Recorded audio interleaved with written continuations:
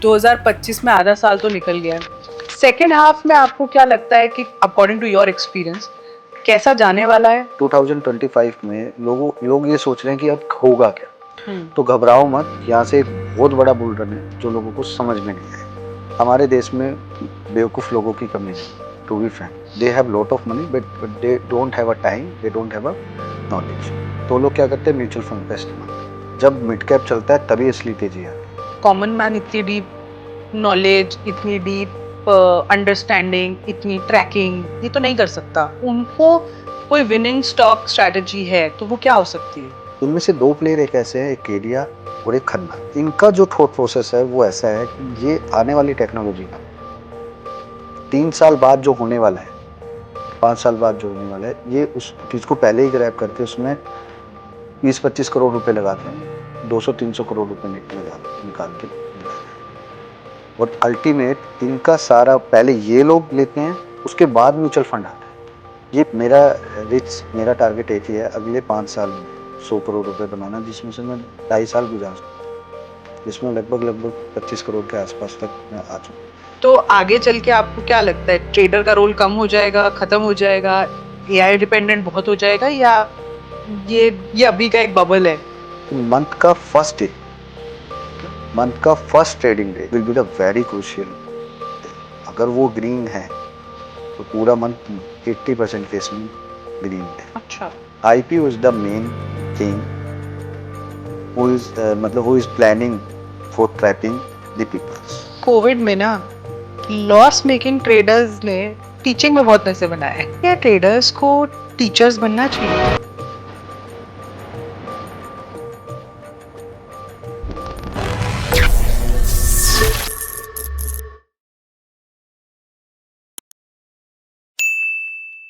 हमारे देश में ना सुबह सुबह 9 बजे दो चीजें जरूर होती हैं।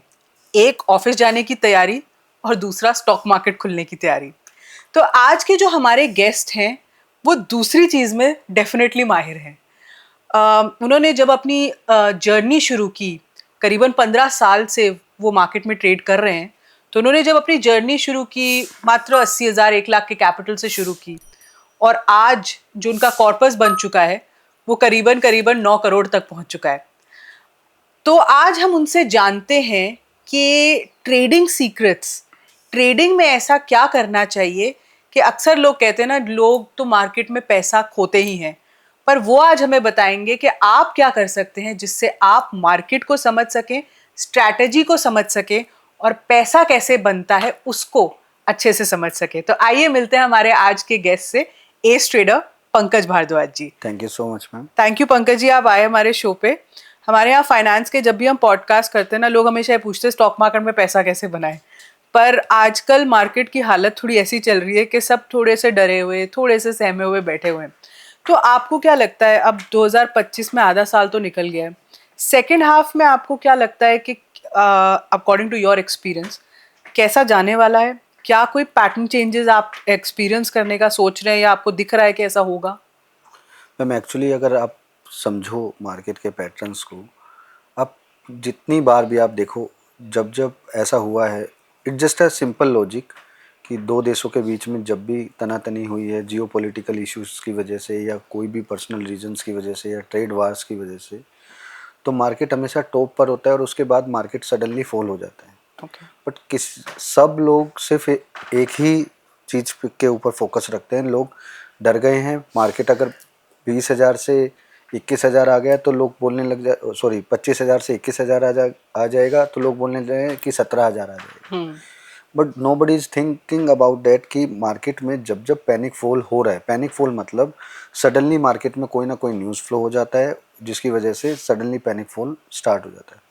अब हमेशा ध्यान रखना, जितने भी पैनिक फॉल हुए हैं वो वेडनेसडे, थर्सडे और मंडे के आसपास ही हुए। अच्छा। ठीक है, तो ये एक पैटर्न है जो कि एक बाजार लाइफ टाइम हाइक की तरफ होता है, फिर सडन पैनिक किया जाता है, ताकि कुछ लोग जो अपनी प्रॉफिट बुकिंग होती है वो किस तरीके से होती है ये आपको समझना पड़ेगा। देखो, हमारे देश में बेवकूफ़ लोगों की कमी नहीं है। To be frank, they have lot of money but they don't have a time, they don't have a knowledge.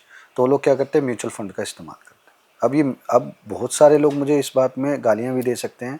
आज से 2 साल पहले मैंने 1.5-2 साल पहले मैंने बताया था म्यूचुअल फंड में एक स्कैम चल रहा है। उसके बाद ठीक 6 महीने बाद वो स्कैम निकल गया था। अभी भी मैं बोल रहा हूँ the still doing the same thing. सितंबर में ये 2025 चल रहा है, सितंबर में ये कोई ना कोई म्यूचुअल फंड को लेके कुछ ना कुछ बबल आएगा बीच में, लेकिन फिर दबा दिया जाएगा। बट आपको एक चीज़ समझनी कि आखिर ऐसा हो क्यों रहा है। देखो मार्केट में एवरी मंथ 21,000 से 25,000 करोड़ रुपए एवरी टाइम म्यूचुअल फंड में लग रहे हैं। राइट। अब आपकी सिर्फ 1 तारीख की है, किसी की सिर्फ 10 तारीख की है, किसी की 20 तारीख की है। तो म्यूचुअल फंड में एक बहुत सारे ऐसे लूप होल्स हैं कि पैसा 4-5 दिन के लिए स्टोर रहता है। अब उस 4-5 दिन से वो क्या करते हैं क्या नहीं करते, आई कांट टेल यू। आप समझदार हो, आपको अच्छे से पता है। अभी क्या है, सारा पैसा लग रहा है। जब भी मार्केट हाई पर होता है पैसा तो लगना ही है, लेकिन कोई पैसा लगा रहा है तो कोई तो बेच रहा है ना। तो who is selling the systems. तो FIIs DIIs में इतना ज़्यादा वो नहीं है। फॉरेन प्लेयर्स के पास नेग्ड फंड्स हैं जिनमें वो अपनी पोजीशंस को सेट करके रख देते हैं। जब भी मार्केट हाई पर, लाइफ टाइम हाई पर होता है, तभी वो इस तरीके का हथकंडा करते हैं। इसलिए नहीं कि उनको प्रॉफिट बुकिंग करना है, इसलिए क्योंकि उन दे वांट बेटर अपॉर्चुनिटी कि सडन पैनिक करो, लोग घबरा कर निकलेंगे, अपना ही और माल आप वापस ले लेंगे लोअर साइड में। क्वालिटी के स्टॉक्स वो पकड़ते हैं। तो आज की डेट में 2025 में लोग ये सोच रहे हैं कि अब होगा क्या। तो घबराओ मत, यहाँ से एक बहुत बड़ा बुल रन है जो लोगों को समझ में नहीं आएगा और दिख नहीं रहा है लोगों को। जब जब तरीका हुआ 2017 में मार्केट में suddenly north Korea south Korea हुआ था, उसके बाद मार्केट तेज हुआ। फिर उसके बाद कोविड आया, फिर तेज हुआ। फिर रसिया यूक्रेन आया, फिर तेज हुआ। अभी इंडो पाक के चक्कर में हुआ, फिर तेज हुआ। अभी आपका अमेरिका वाला ट्रेड वार हुआ, तब भी हुआ। उस ट्रेड वार से बहुत कुछ फ़ायदा होगा, आप समझो। यहाँ से नॉन स्टॉप मार्केट चलेगा जिसमें लोगों को ये समझ में आएगा हम ले क्या। अभी समझो एक चीज़, अभी मिड कैप नहीं चल रहा है। जब मिड कैप चलता है तभी असली तेज़ी आती है मार्केट में। और मेरा पर्सनली ये मानना है, if you really want to know about the market trend, just follow the mid cap के इंडेक्स को फॉलो करो, क्योंकि उसके बिना इंडेक्स है ही नहीं। आधी तो हाँ मिड कैप ही है। आप अगर मेरे पोर्टफोलियो में 280 स्टॉक हैं, अगर आप उनको देखोगे तो you will not find more than 20-30 stocks in a front line. बाकी सब मिड कैप और स्मॉल कैप है। लेकिन मैंने जो मिड कैप और स्मॉल कैप पकड़े हुए हैं वो सिर्फ और सिर्फ ऐसे स्टॉक पकड़े हुए हैं जो जिनकी ज़रूरत है लोगों को, या किसी बड़ी कंपनीज के ये क्लाइंट हैं जो रॉ मटेरियल्स ये लोग प्रोवाइड करते हैं। उनका प्रोडक्ट बिके या ना बिके, मेरे क्लाइंट का रॉ मटेरियल हमेशा बिकेगा। तो मैंने ऐसी चीज़ें लगाई हुई हैं। फिर डिमांड देखी हुई है। अभी लोगों को अचानक से ईवी वाला सिस्टम आ गया था, तो लोगों ने ईवी में पैसा डालना स्टार्ट कर दिया। अचानक से वो मार्केट 23% बूम हो चुकी, ईवी की मार्केट। अभी भी पोटेंशियल बाकी है, but people is not able to understand कि हमें कौन से स्टॉक में पैसा लगाएं, बैटरी में जाएं। जो चीज़ सबको दिख रही है वो चीज़ तो सभी पैसा लगाएंगे। तो आपके पास आपने अपना ब्रेन कहाँ से इस्तेमाल किया। जैसे एक्साइड है, अमर राजा है, बैटरी के प्लेयर हैं, ओकाया है, बैटरीज़ के प्लेयर हैं। बट बैटरीज़ के अंदर डलने वाला केमिकल, उनके खांचा, उनका कनेक्टर, ये भी तो कोई कंपनी बना रही है ना। Why you are not finding the same thing. आप इसीलिए ग्रीन एनर्जी की तरफ लोग ज़्यादा जा रहे हैं, क्योंकि ग्रीन एनर्जी की तरफ बहुत ज़्यादा स्कोप लग रहा है लोगों को। बात ही वैसे हो रही है, गवर्नमेंट भी वो कह रही है, सोलर की बात हो रही है। तो आप सोचो, और एक सबसे बड़ी बात क्या है, अगर आप समझोगे एक चीज़ को कि टाइम से पहले आने वाली टेक्नोलॉजी को लोग एक्सेप्ट नहीं करते। जैसे सुजलून, वो सबसे पहले विंड एनर्जी और ये सोलर एनर्जी वाले सिस्टम्स को लेकर आई थी। उस कंपनी से सिर्फ एक ही गलती हुई थी कि ये पवन चक्की भी मैं बनाऊंगी, इसका सिस्टम भी मैं बनाऊंगी, ये सब कुछ मैं करूंगी। लोगों ने एक्सेप्ट नहीं किया कि वो किस तरीके से लेकर आने वाले थे सारा सिस्टम। आज वही सिस्टम को सबने एक्सेप्ट कर लिया, इसीलिए सुजलून नीचे से इतना ऊपर आ गया। Just because of management change हुआ, उन्होंने डिसाइड किया नहीं, now it's a time to environment की, रेवोल्यूशन का टाइम है, अब हम लोग आउट परफॉर्मिंग करेंगे। कर दिया उन्होंने। फंडिंग लिया ICI बैंक से, बाहर से बहुत सारे, एक बी नाम का फंड है, उन लोगों की फंडिंग की वजह से ही सुजलून बहुत ज़्यादा आगे चल गया। तो ये आपको समझना है, म्यूचुअल फंड ने ICI के म्यूचुअल फंड वाले लोगों ने उसके अंदर इतना पैसा फ्लो कर दिया कि वो स्टॉक का वैल्यूएशन ही 4-5 गुना कर दिया उन्होंने। तो आखिर म्यूचुअल फंड्स को पता कैसे चलता है? तो ग्रीन रेवोल्यूशंस आपका एकदम से सडनली उनको पता है। अब देखो कोविड आ गया, अभी सडनली मार्केट फॉल हो गया, they start doing the investing कि पैसा डालो। अब आपका 1 तारीख से लेकर 10 तारीख तक के बीच में आपको म्यूचुअल फंड में पैसा डालने का आपका सिप आया हुआ है। आपने तो पेमेंट कर दिया, लेकिन वो वहाँ से कब गया ये किसी को नहीं पता। तो कुछ लूप होल्स ऐसे हैं जो मार्केट में, पहले क्या होता था, आपसे पैसा लेके स्मॉल कैप लार्ज कैप के नाम पे मिड कैप और स्मॉल कैप में पैसा लगा दिया जाता था, लेकिन आपको रिटर्न लार्ज कैप के हिसाब से देते थे। तो ये बहुत सारी चीज़ें अभी रिसेंटली 2-2.5 साल पहले ही सेबी ने एक हमारा वो निकाला था रेगुलेशन, एक पेपर, जिसमें आप अगर लार्ज कैप के को लेकर पैसा ले रहे हो तो आपको लार्ज कैप में ही लगाना पड़ेगा। तो ये सब चीज़ें लोगों, जिस दिन लोग समझ जाएंगे कि मार्केट किस तरीके से काम करती है, अपॉर्चुनिटी फाइंड करो। अपॉर्चुनिटी हमेशा पैनिक सिनेरियो में ही आएगी, वो सिनेरियो में ही आपको समझना है। अब सब कुछ सही चल रहा है, अब आप आकर पैसा लगा रहे हो, कोई बात नहीं, क्योंकि अभी पैनिक सिचुएशन से अभी बाहर नहीं निकले, तब भी ठीक है। लेकिन अगर यहीं से बाजार नॉन स्टॉप 30,000 हो जाए हमारा निफ्टी, अब 30,000 पे जाके आप पैसा लगा रहे हो, तो ऑब्वियस सी बात है आप कहीं ना कहीं तो मार खाओगे। अब वो 27-28 हज़ार तक आएगा तो फिर आप पैनिक हो जाओगे और निकल जाओगे। तो अल्टीमेट आप फोकस ये करो कि मिड कैप की तरफ स्टोरी में ज़्यादा ध्यान दो, और ऐसे स्टॉक्स जो लंबी रेस के घोड़े हैं, जिनकी डिमांड मार्केट में है लेकिन अभी पहचान कुछ नहीं है। पहचान करते वक्त कोई टाइम नहीं लगेगा। एक एस इन्वेस्टर आएगा, 100 करोड़ रुपए डालेगा। हमारे मधु केला जी जो और झुनझुनवाला जी, ये तो आजकल अलग तरीके से इन्वेस्टिंग करते हैं। और भी हैं सिंघानिया जी, केडिया जी और Khanna ji.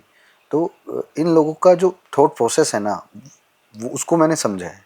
If they are investing the money 100 crore, 200 crore, 300 crore, what's the thought process they are using? They are using कि हम आगे वाली टेक्नोलॉजी को देख रहे हैं आने वाली 10 साल में, या फिर करंट इन्वायरमेंट में इसका क्या स्कोप है उसके अकॉर्डिंगली। तो मैंने देखा है इन लोगों की जो थॉट प्रोसेस है, इनमें से 2 प्लेयर एक ऐसे हैं, एक केडिया और एक खन्ना, ठीक है, और एक किचोलिया। इनका जो थॉट प्रोसेस है वो ऐसा है कि ये आने वाली टेक्नोलॉजी को पकड़ते हैं। 3 साल बाद जो होने वाला है, 5 साल बाद जो होने वाला है, ये उस चीज़ को पहले ही ग्रैब करके उसमें 20-25 करोड़ रुपए लगाते हैं, 200-300 करोड़ रुपए लगा निकाल के निकल जाते हैं। और अल्टीमेट इनका सारा पहले ये लोग लेते हैं, उसके बाद म्यूचुअल फंड आता है। ये मैंने इनके पैटर्न्स में एक कॉमन चीज़ देखी है।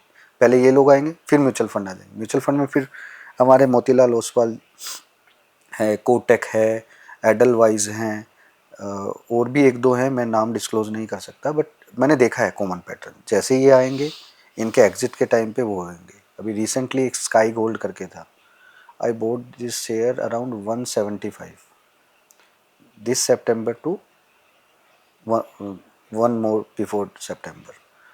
आज उसकी वैल्यू 4,000-5,000 है। Oh wow.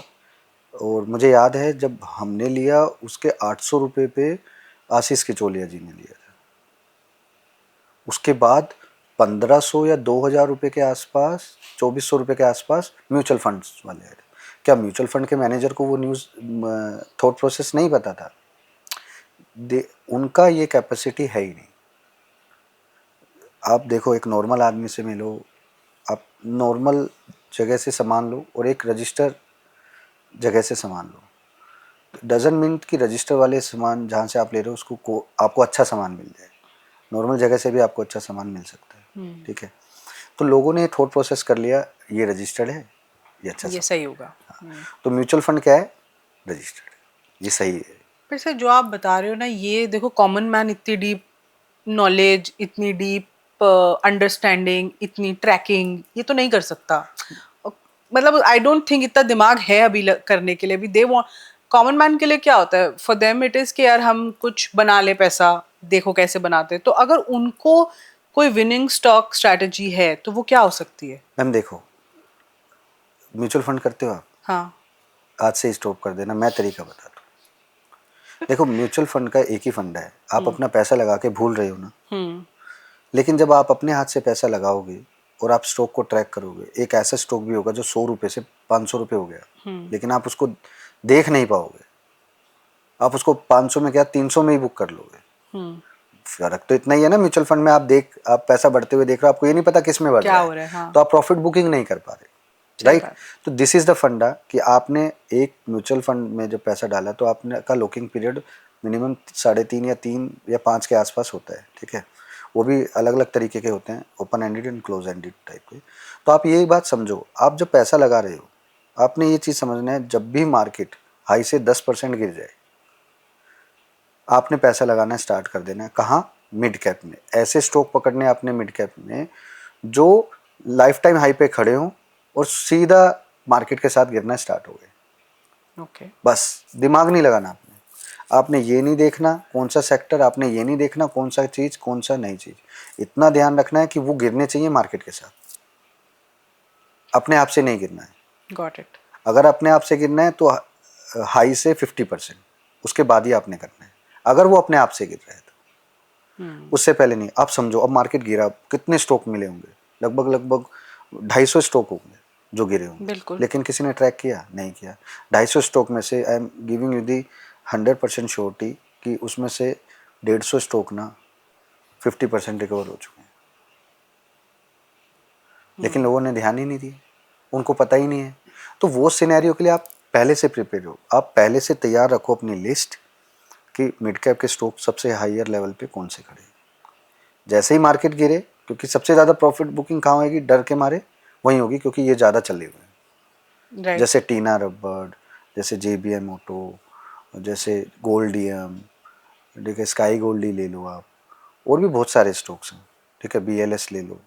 Quality of stocks में अगर बात करूं, BLS का नाम आ गया तो BLS international is the one of the major company जो वीज़ा, पासपोर्ट और इन सब में डील करती है। इसके अलावा एक और छोटी कंपनी है DU डिजिटल करके, ऐसे है वो, लेकिन वो लोगों की रीच में नहीं है। अभी एक एस इन्वेस्टर ने उसमें पैसा डाला है, शायद आशीष जी ने, किचोलिया जी ने पैसा डाला है उसमें, वो फ्यूचर प्रोस्पेक्टस की वजह से। तो आप एक बात ध्यान से समझो, अगर आपको ये पता चल गया कि मार्केट में किस सेक्टर में पैसा लगाना है, क्यों लगा रहे हो आप, सबसे बढ़िया क्यों लगा रहे हो, तो आप पैसा बना लोगे। आपके पास आपका लिस्ट होना चाहिए, आपने 5,000 लगाने हैं, 10,000 लगाने हैं, 50,000 लगाने हैं, ये आप डिसाइड करो। चाहे आप एक एक स्टॉक लो, पैसा तो आप तब भी म्यूचुअल फंड में वैसे ही लगा रहे हो ना, पैसा तो तब भी उतना ही बढ़ना है। आप एक चीज़ देखकर शॉक्ड हो जाओगे, आपका पर्सनल पोर्टफोलियो 35-40% बढ़ेगा, लेकिन वही म्यूचुअल फंड 16-18% पे आपकी पूरी ज़िंदगी बिता देगा, 20% मैक्सिमम। तो ऐसा क्यों है? रीज़न तो यही है ना, दे आर डूइंग एवरीथिंग। तो ये चीज़ आपको समझना है। तो म्यूचुअल फंड की तरफ अगर आप लोग अगर जा रहे हो तो उसको स्टॉप करो। म्यूचुअल फंड की जो नॉलेज लेनी है, if you want I can give you the complete knowledge of 30 minutes video, जिसमें मैं क्लियर कट बता दूंगा replacement of mutual fund, how you can do in your portfolio.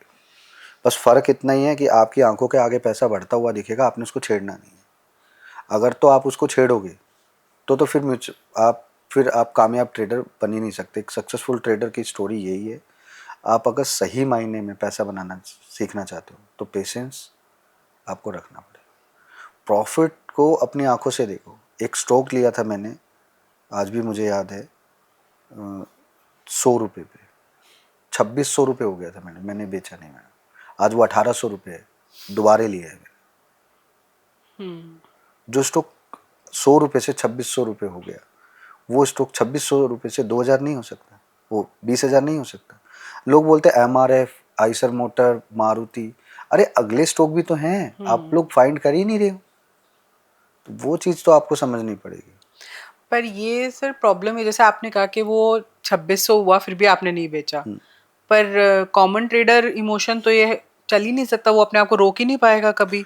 मतलब मैं ऐसा नहीं कहूंगी कि वो ट्रेडर है, but somebody who is in the markets, मैं ऐसे बोलूं। सिर्फ उसको एक बार अपनी आंखों से देखना है। कोई स्टॉक 100 रुपये से 2600 रुपये हो गया, 1000 रुपये हो गया, मैं आपको गारंटी देता हूँ वो बंदा जीवन में उस स्टॉक को कभी नहीं बेचेगा। वो सिर्फ उससे उतना ही पैसा निकालेगा जितना दूसरे स्टॉक में लगाना है। उस स्टॉक को मैंने 3 बार उससे इतना पैसा निकाला कि 3 नए स्टॉक में पैसा डाल दिया। प्रॉफिट बुकिंग मैंने भी नहीं की, लेकिन जब मुझे उस बेटर स्टॉक दिखा, मैंने कभी पोर्टफोलियो में 20 लाख रुपए लगाए थे, 20 से वो 60 हो गए थे तो मैंने वो पैसा निकाल दिया, और मेरी सबसे बड़ी बेवकूफ़ी वही थी। फिर अगर मैंने फिर दिमाग लगा के वापस से एक नया पोर्टफोलियो बनाया 70 लाख रुपए का, और एक सिंपल सी ट्रिक बनाई, हर स्टॉक में 30,000 रुपये डालने, 25,000 रुपये डालने, 250 स्टॉक इस बार। तो लगभग लगभग 70-75 लाख के आसपास का वो बनाया, जिसमें मुझे कुछ नॉलेज नहीं था, टू बी फ्रैंक। नॉलेज मैंने बाद में लिया।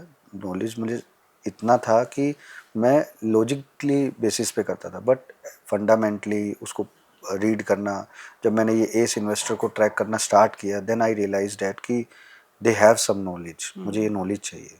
फिर मैं टू बी फ्रैंक मैं एक फर्म में गया, जूनियर बन के मैंने किसी से अप्रोच करवा के, I just want to work with the same person, कि मुझे थोड़ा सा वो करवा दो, आप लोग थोड़ा पुश कर दो। तो हमेशा अपनी पहचान छुपा कर ही गया हूँ मैं, तो उनके साथ लगभग लगभग 6 महीना रहा। लेकिन 6 महीने में ऐसी चीज़ सीख गया कि आज की डेट में कोई मुझे आज की डेट में मेरा कैपिटल थोड़ा कम है, बट मेरा टारगेट एक ही है, अगले 5 साल में 100 करोड़ रुपए बनाना, जिसमें से मैं 2.5 साल गुजार चुका हूँ, जिसमें लगभग लगभग 25 करोड़ के आसपास तक मैं आ चुका हूँ। जिस दिन मेरे पास 100 करोड़ रुपए कैपिटल होगी मैडम, उस दिन मैं वो काम कर सकता हूँ जो इंडिया का नॉर्मल ट्रेडर और इन्वेस्टर सोच नहीं सकता। नॉर्मल लाइक अ एस इन्वेस्टर, 5 करोड़ लगाए, 50 बनाए, निकल गया, सिंपल। तो ये जो थॉट प्रोसेस है आप तभी कर पाओगे जब आपको बेसिक बिल्कुल कोर नॉलेज, ग्राउंड की कोर नॉलेज पता हो, तो ये आप तभी कर पाओगे। तो एक और फिलॉसफी मार्केट में काफ़ी चलती है और लोग इसकी बात भी करते हैं कि यार ट्रेडर मत बनो, इन्वेस्टर बन जाओ, इन्वेस्टमेंट करो और उसको करके फिर बाद में निकल जाओ, ये हर अगर रोज़ की ट्रेडिंग ये मत नहीं करनी। तो इसमें आपका क्या थॉट प्रोसेस है? मैं अगर मैं बताऊं तो 2 in 1 बनना बहुत ज़रूरी है, क्योंकि आज मेरी सक्सेसफुल ट्रेडिंग में कॉन्फिडेंस लेवल जो बढ़ा है उसमें मेन रीज़न है इंट्राडे ट्रेडिंग का। क्योंकि मैंने इंट्राडे से जितना भी पैसा बनाया वो उसको मैंने इन्वेस्टिंग में पंप कर दिया। तो 3 साल के दौरान में इंट्राडे में जितना पैसा मैंने बनाया उसका 2 गुना 3 साल में मैंने इन्वेस्टिंग से बनाया। लेकिन 3 साल में, वो नहीं हर साल कंपेरिजन नहीं किया, वो 3 साल में ही वो पैसा मैंने डबल ट्रिपल उसमें सेट किया। जो पोर्टफोलियो मैंने 70 लाख रुपए का बनाया था, आज उस पोर्टफोलियो की, हालांकि मैं 5-6 करोड़ रुपए उसमें से निकाल चुका हूँ, तो उसकी वैल्यू लगभग 12 करोड़ रुपए है, लगभग 12 करोड़ रुपए। अब सोचो 70 लाख का पोर्टफोलियो 2.5-3 साल में, सॉरी 3 साल प्लस हो गया है, तो इतना कैसे हो गया, जबकि मार्केट तो ऊपर नीचे कई बार डाउन हो चुकी है, लेकिन मैंने हर, डाउन ज़्यादा ही है इस हाँ, टाइम में। तो अभी भी मेरा पोर्टफोलियो में लगभग लगभग 300% रिटर्न ऑल ओवर में, 300% रिटर्न अभी भी है, लेकिन मैंने अभी भी पैसा नहीं निकाला। मेरा मोटो ये क्या है, इसी पोर्टफोलियो को जो आज 300% है उसको मैं 600% करके और आधा पैसा निकाल फिर छोड़ दूंगा। मेरा मोटो एक ही है कि ये पोर्टफोलियो मुझे अपने बेटे के लिए रखना है, और उसको धीरे धीरे उसको बताना है कि इन्वेस्टिंग की पावर क्या होती है। क्योंकि मोस्ट ऑफ द टाइम्स क्या ना, हमारे इंडियन जो एजुकेशन सिस्टम है, they never knows and never tell you कि पैसे को ना मैनेज मनी कैसे करते हैं। मैनेजमेंट है ही नहीं, है ही नहीं। है ही आप नहीं। किसी कॉलेज में चले जाओ, कहीं चले जाओ, आप एक बात बताओ, हर एक सक्सेसफुल बिजनेसमैन आदमी आईआईटी और आईआईएम वाले में से ही क्यों निकलता है? दे आर, ये एक सीक्रेट बात है, क्योंकि मेरा फ्रेंड सर्कल इन सारी दोनों चीज़ों में है। उनको सिखाया जाता है फंडिंग कैसे लेते हैं, फंड का इस्तेमाल कैसे करते हैं, एक छोटी कंपनी की बड़ी वैल्यूएशन कैसे की जाती है, नेटवर्किंग कैसे की जाती है, आप किस तरीके से मार्केट में पिच करना है आपको बड़े इन्वेस्टर को, प्रेजेंटेशन कैसे बनाते हैं। ये दूसरे मैं सॉरी मैं किसी को वो नहीं कर रहा हूँ, डिफेम नहीं कर रहा हूँ, बट आईआईएम और आईआईटी के कॉलेजेस और जितने भी इंस्टीट्यूट हैं, इनके अलावा जितने भी इंस्टीट्यूट हैं, दे ऑल आर जीरो। वहाँ पे लोग बच्चे सिर्फ और सिर्फ they are spending the time and money, degree ले रहे हैं। और बस वो डिग्री ले रहे हैं। मैडम टू बी फ्रैंक, 2008 में मैंने कॉलेज ज्वाइन किया था, 2009 में मैं बेंगलोर में कंपनी में प्लेसमेंट थी मेरी, जबकि मैं ग्रेजुएट भी नहीं हुआ था, और मेरे सीनियर सारे एमबीए और सीएफए वगैरह ये सब किया हुआ था, सीएमटी वगैरह भी। तो उनके पास ना वो बेसिक नॉलेज थी, वो बुकिश नॉलेज, वो बड़ा कोर नॉलेज। तब मुझे उनका समझ नहीं था कि ये नॉलेज कहाँ काम आती है, लेकिन प्रैक्टिकल नॉलेज बहुत था। वो लोग मेरे सीनियर थे, लेकिन जब उन लोगों ने मैं अप्रिशिएट देखा कि हम सीखना चाहते हैं आपसे थोड़ा, आप हमें अपने, तो मैंने देखा यार why not I will also. तो मैंने ग्रेजुएशन करने के बाद उन लोगों को अप्रोच किया, can you teach me about the fundamentals and all this thing, कि तुमने ये चीज़ कैसे ग्रैब करी, ऐसा चीज़ जो तुमने अपने एक्सपीरियंस से बना। तो दे shared me lot of things उन्होंने, लेकिन मुझे एक चीज़ समझाई कि मार्केट में कुछ चीज़ें ना कभी बाहर नहीं आनी चाहिए। तो इसलिए मैंने कुछ चीज़ें ना कभी मार्केट में बाहर आने ही नहीं दी, क्योंकि पैसा बनाने का जो सही सिस्टम है ना, मुझे एक चीज़ समझ में आ गई कि उनको सिखाया जाता है, माइंड में घुसाया जाता है कि एक बार इनको घुस गया तो पूरी पीढ़ी पैसे बनाएगी। आप देखो हर बिजनेसमैन आदमी का जो पूरा फैमिली प्रोसेस होता है वो उसी में लगा होता है। क्यों? क्योंकि वो जो फिलोसफी सीख के आता है वही वो उनको देता है। यही चीज़ मैं अपने बेटे के लिए प्लान कर रहा हूँ। अभी तो फ़िलहाल वो 7-8 साल का है, जब वो 12-13 साल का हो जाएगा तब मैं उसको वो ज्ञान देना स्टार्ट करूँगा कि पैसा की सही पावर और सही इस्तेमाल इस तरीके से। तो अगर तो आपको अगले 2 साल के अंदर कहीं जाना है तो I suggest you focus on the gaming, AI, IT technology, manufacturing. You should avoid the always service industry, क्योंकि सर्विस इंडस्ट्री का एक बेहतर एग्जांपल मैं आपको बताता हूँ। जब भी आप किसी भी सर्विस इंडस्ट्री में हो, आपका कोई भी कॉम्पिटिटर आएगा तो ऑब्वियस ये आपका बिजनेस 50% इफेक्ट हो जाना है। इसका बेस्ट एग्जांपल है जस्ट डायल। जस्ट डायल क्यों नहीं चल रहा है? क्योंकि इंडिया मार्ट भी आ चुका है। ऑलरेडी वो काम गूगल तो कर ही रहा था ना। ट्रू। गूगल बिजनेस के बेसिस से वो तो जा ही रहा था। और भी साइट्स थी जो ये कर रही थी, सुलेखा, OLX, उन पे भी ऐसा ही हो रहा था। बट लोगों ने ध्यान नहीं दिया कि जस्ट डायल एक सर्विस इंडस्ट्री है, इसका कॉम्पिटिटर तो बहुत सारे, ये करेगी क्या? तो वो तो वही काम करे तो जो कर ही रहा था। उसने तो क्लाइंट बना लिया, लिस्टेड करा दिए, बस आपको अब यही तो फ़र्क है। आपको जो चीज़ चाहिए वो जस्ट डायल पे फाइंड कर लो। लेकिन उसके बाद इंडिया मार्ट आया, वो क्यों चल गया?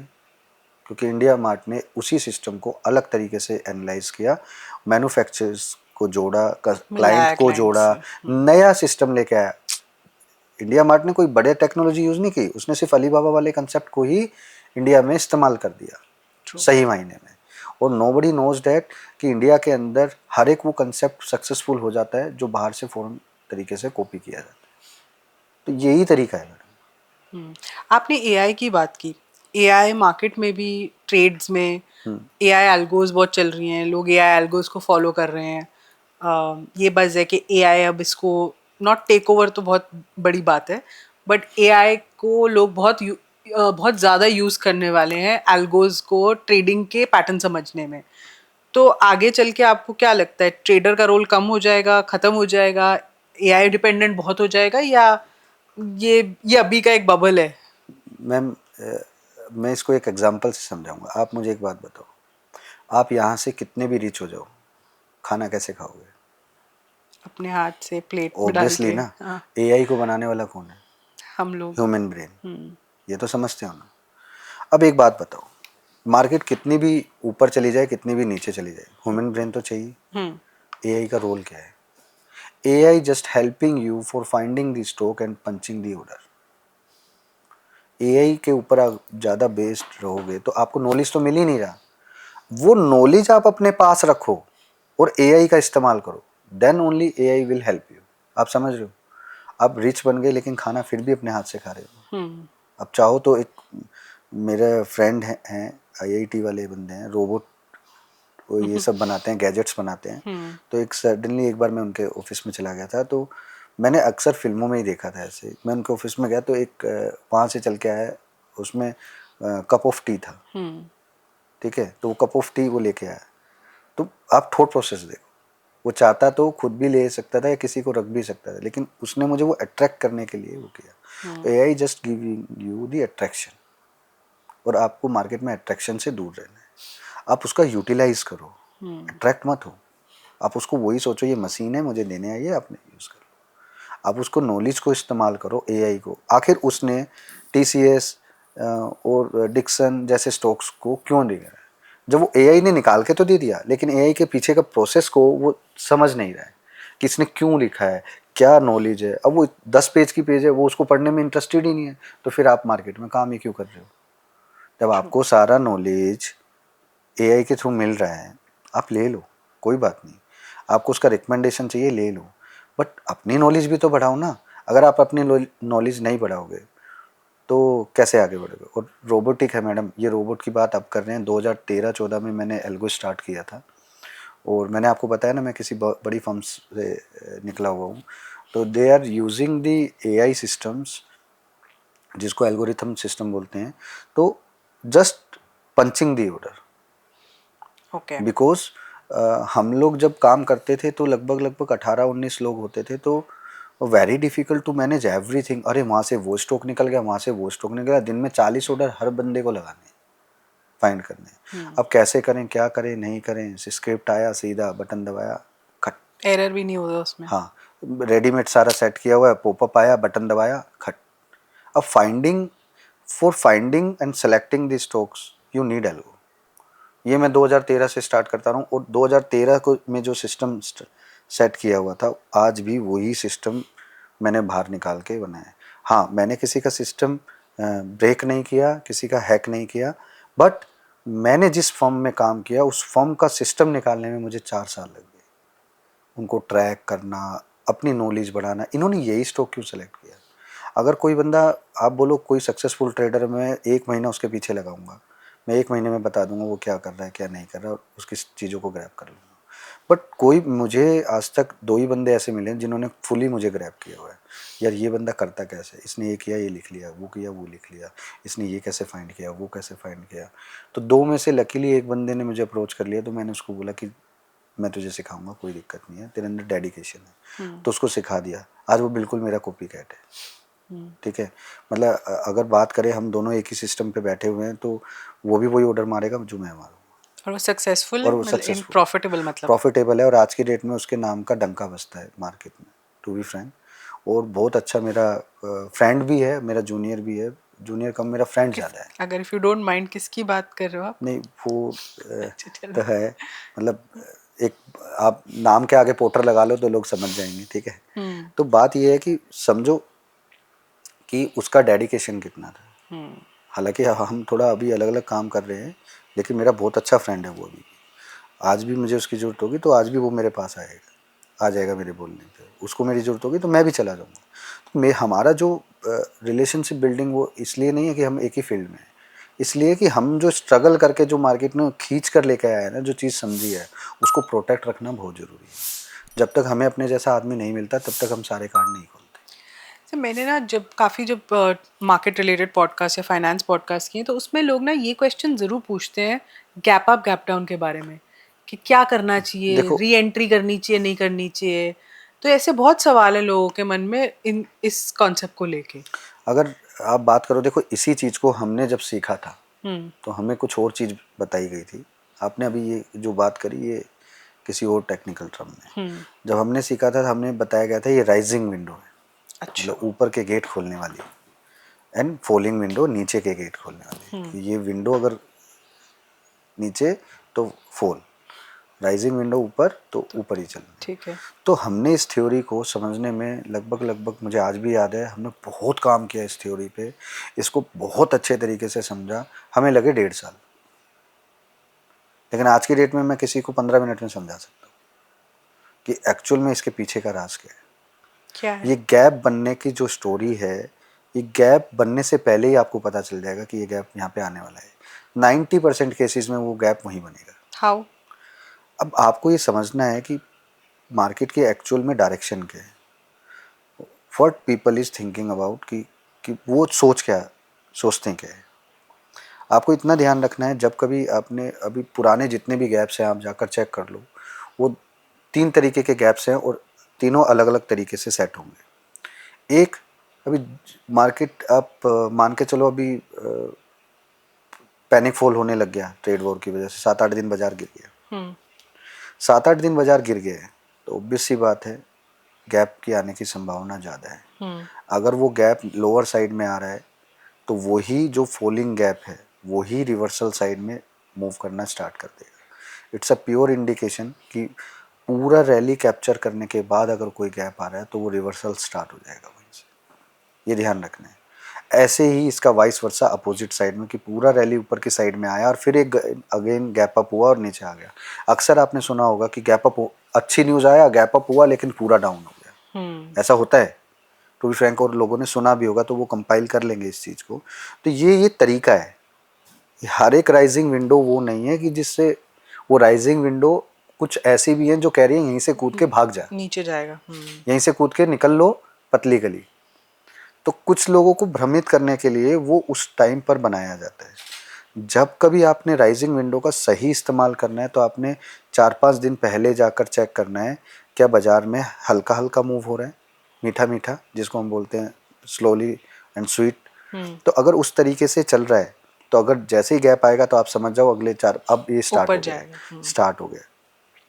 बाजार को रोक कर गैप डाउन और गैप अप करना, it's a pure indication of rising और डाउन। तो री एंट्री फिर री एंट्री आपने तभी लेनी है जब, या तो आप देखो, if you are so much professional, तुक्का ट्रेडर, तुक्केबाज नहीं हो, तो आप उस गैप का 50% फिल होने का वेट करो। 2 दिन 3 दिन बाद या अगले दिन ही वो उसको लगा के आएगा। ठीक है। वहीं पे आपको री एंटर करना है। जो ऊपर का गैप है उसको ऊपर की साइड में खेलना है, जो नीचे का गैप है उसको नीचे की साइड में खेलना है। फ़र्क इतना ही है कि आपने इन दोनों राइजिंग विंडो और फॉलिंग विंडो का अपोजिट इस्तेमाल तब करना है जब 7-8 दिन बाजार एक ही साइड में मूव हो रहा हो। मैं फिर से रिपीट कर रहा हूँ, 7-8 दिन, Monday Tuesday Wednesday Thursday Friday, आप बाजार मंडे एक ही भी। साइड में मूव है। अचानक से कुछ सेलेक्टेड डेज आपने सेलेक्ट करने हैं, जैसे मंडे वेडनेसडे में गैप अप होता है तो वहीं से ही वापस से मार्केट नीचे आ जाएगा, राइट। तो ये सिंबल है। ऐसे ही नीचे की साइड में Monday Tuesday Wednesday Thursday Friday down होता है तो Monday can be the gap up. तो इसीलिए ये मंडे वेडनेसडे वाली स्टोरी आप हमेशा चेक कर लेना। मैं एक मतलब इसी स्टोरी में एक चीज़ ऐड करना चाहूँगा कि ओके।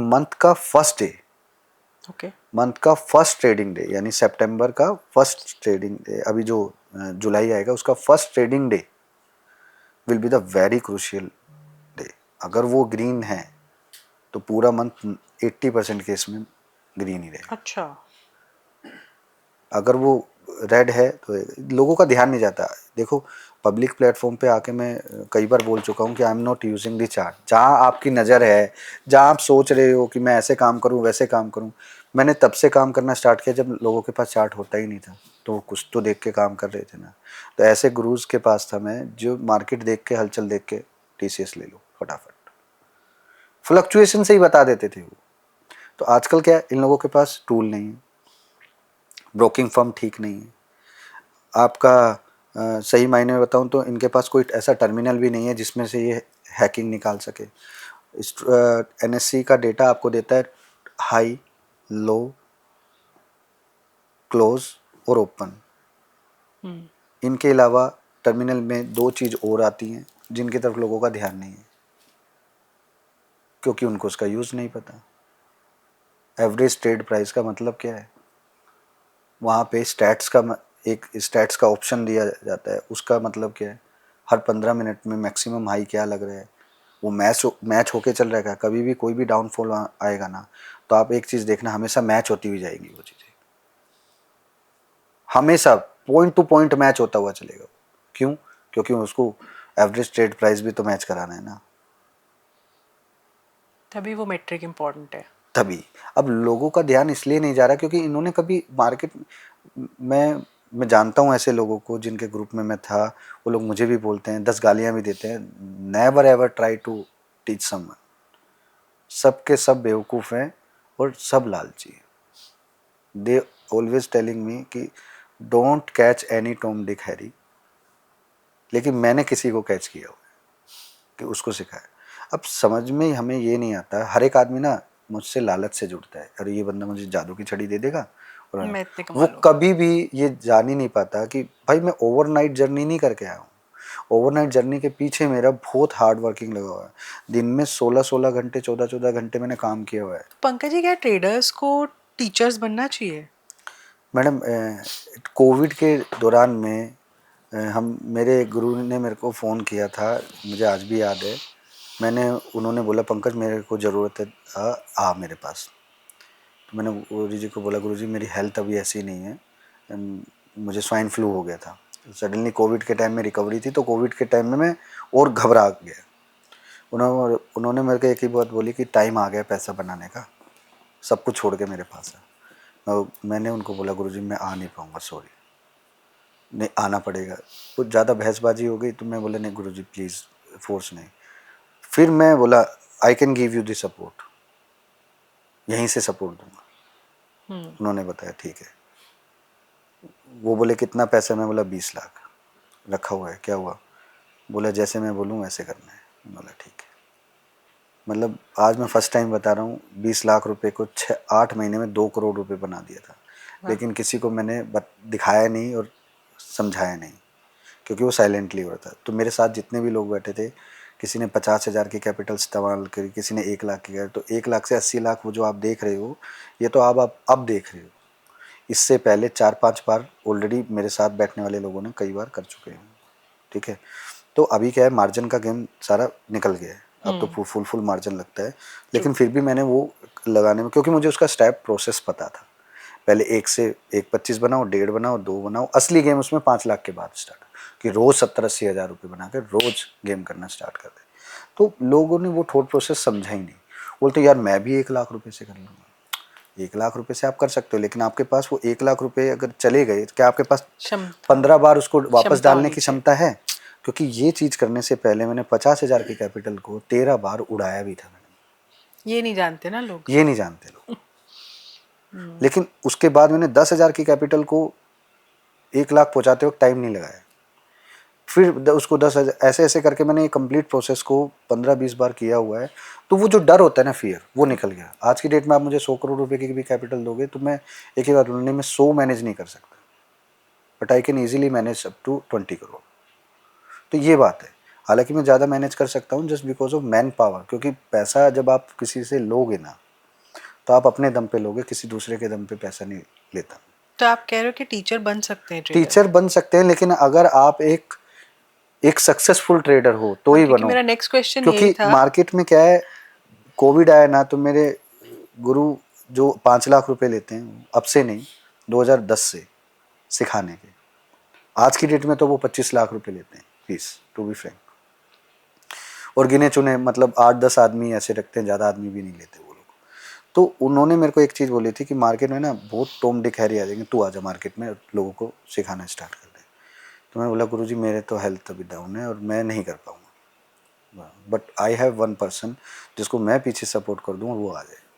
तो बोला नहीं, कोई ऐसा किसी को नहीं। मैं बोला नहीं, भरोसे वाला है। तब हमने उसका हाथ पकड़ा। वो बंदे का मेरे ऊपर बहुत गुड फेथ था, मेरा भी था। तब मैं उसको अप्रोच किया कि भाई स्टार्ट करते हैं, I am the backbone, you come on the front side. क्योंकि कोविड में ना लॉस मेकिंग ट्रेडर्स ने टीचिंग में बहुत पैसे बनाए, मैडम और उसके बाद भी जब हम लोगों ने स्टार्ट किया ना, मैं आज भी गारंटी देता हूँ इस बात की आपको, जब मैंने यूट्यूब चैनल स्टार्ट किया, नोबडी इज इन इंडिया जिसके पास वो जिसका यूट्यूब चैनल हो। तब मैंने उसके अंदर एक चैलेंज चलाया था कि 70,000 से 13 लाख रुपए उसमें मैंने बनाए थे। आज भी मुझे याद है। लगभग कितना टाइम पहले आपने? 2015-16 के आसपास। 10 साल हो ही गए। हाँ, तब तो इतना ज़्यादा वो नहीं था। लेकिन कोविड में आने के बाद ना, एवरी टॉम डिक हैरी, ये कोविड में जन्मे हुए जो ट्रेनर्स हैं, ये पहले ट्रेडर्स थे, लॉस किया, लॉस मेकिंग में इन्होंने देख लिया अरे पब्लिक को तो बेवकूफ़ है। तो कुछ ट्रेनर्स ऐसे भी हैं आज की डेट में जो पहले लॉस मेकिंग थे, लेकिन ट्रेनिंग करके पैसा कमा लिया तो माइंड से फेयर आउट हो गया और फिर वो पैसा बनाना अब स्टार्ट कर दिए। ये भी है, मैं सब जानता हूँ। जब मैंने आपको स्टार्टिंग में क्या बोला, madam I know very well about who is making money from which method. तो मैंने इसलिए आपको वो बात बोली थी कि आज की डेट में 3 ट्रेनर जो पहले लॉस मेकिंग थे, आज की डेट में वो प्रॉफिटेबल हैं। लेकिन अभी भी वो एक ही गलती कर रहे हैं, जो खुद करते हैं वो नहीं सिखा रहे, सिखा कुछ और सिस्टम रहे हैं और कर कुछ और रहे हैं।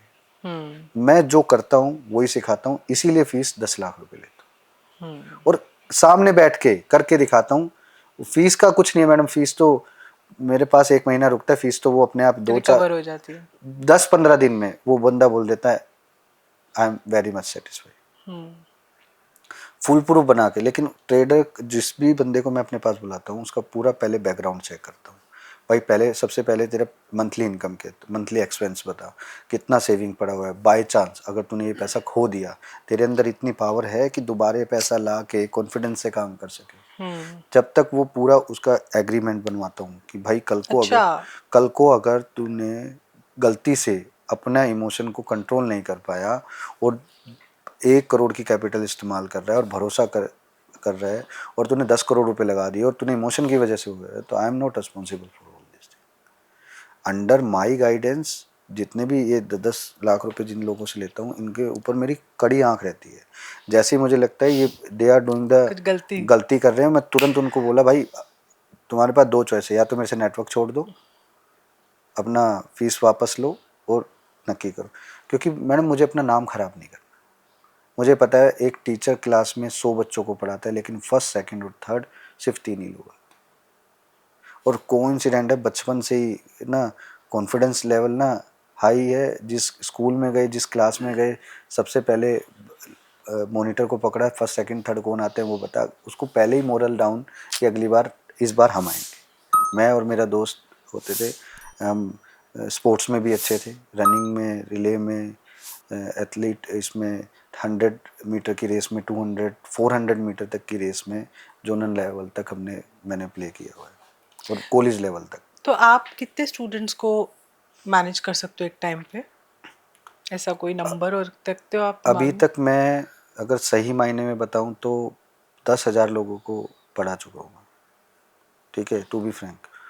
और मेरा सबसे प्रीवियस टाइम वो 24 बंदे जो मैंने बनाए थे वो सबसे अच्छा था। मतलब मुझे नहीं मिला उसके बाद कोई ऐसे बंदे।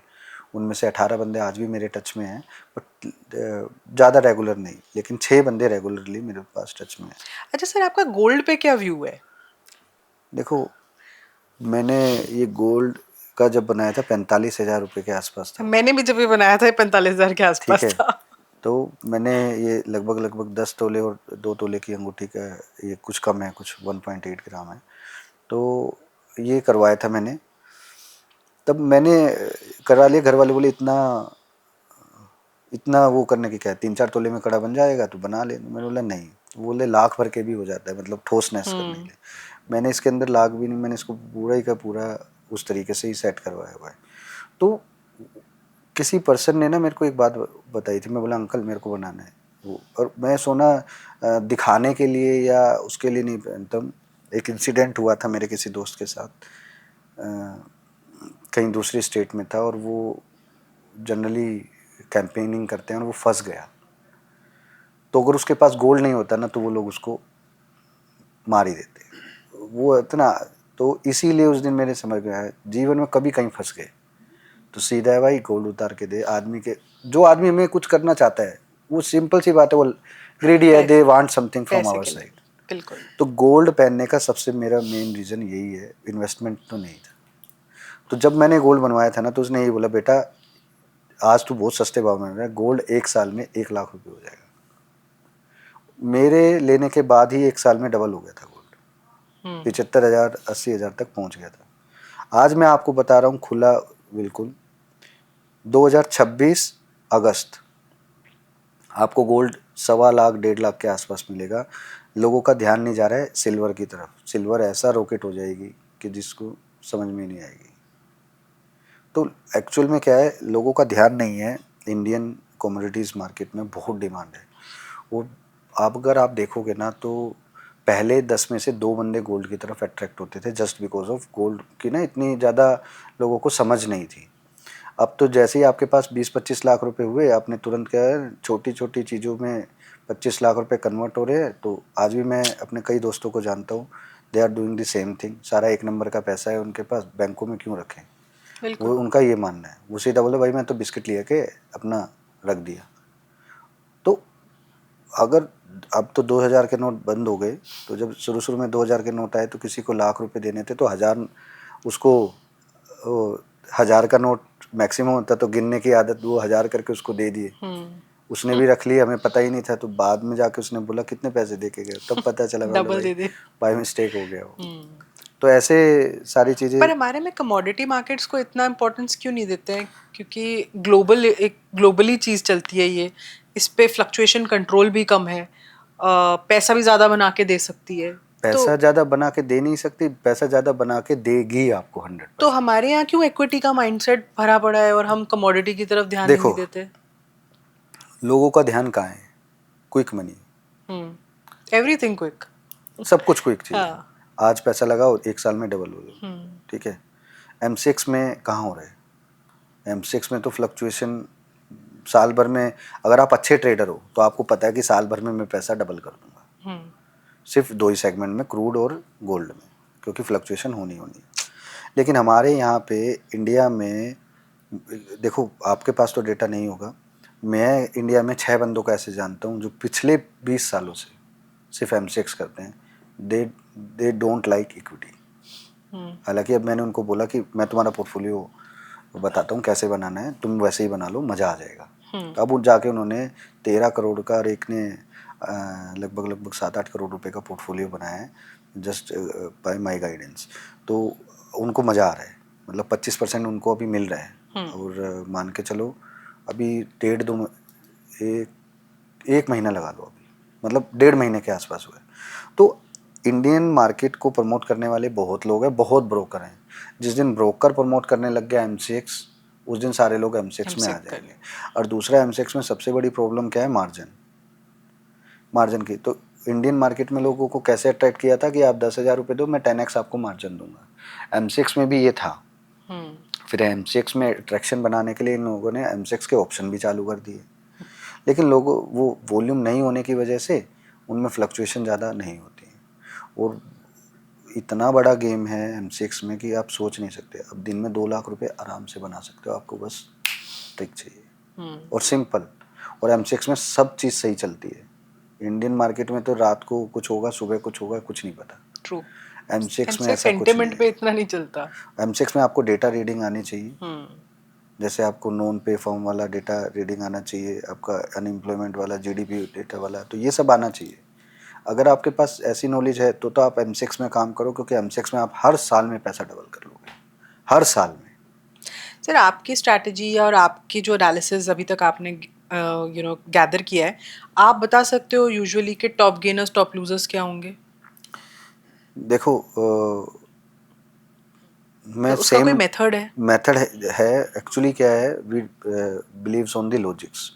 मैंने देखा है अक्सर कोई आज जो टॉप गेनर चल रहा है और वीक में टॉप गेनर कौन सा चल रहा है, तो इनके पीछे ना कुछ सिमिलैरिटीज़ हैं। तो पहले वीकली वाले से बात करते हैं।